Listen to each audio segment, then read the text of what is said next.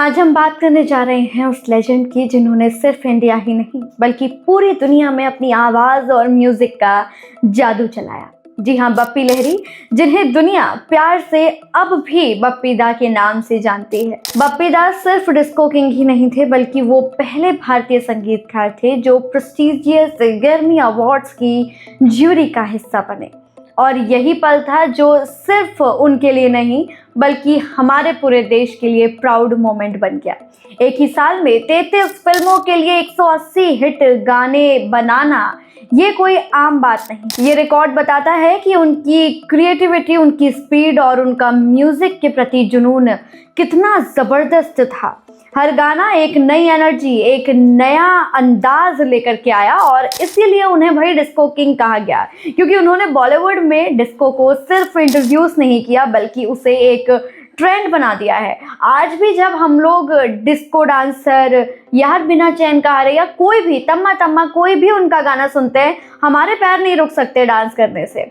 Dance floor पर definitely उनका गाना बजना ही है और उनके गाने के बिना तो शुरुआत ही नहीं होती। बप्पी दा का भाई जन्म एक संगीत परिवार में ही हुआ था और उनके पिता अरूप लहरी खुद एक मशहूर गायक थे और उनकी माँ बनुश्री लहरी एक संगीतकार।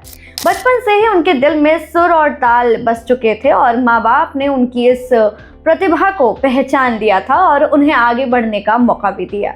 और फिर जो हुआ भाई वो एक हिस्ट्री बन चुका है। उन्होंने म्यूजिक की दुनिया में अपना एक अलग मुकाम बनाया। गोल्ड चेन्स, स्टाइलिश सनग्लासेस और उनका कॉन्फिडेंट स्टेज प्रेजेंस सब मिलाकर एक अलग ही पहचान बन गया है। और यहाँ पर उनकी असली ताकत उनका म्यूजिक, जो आज भी लोगों के दिलों में धड़कता है।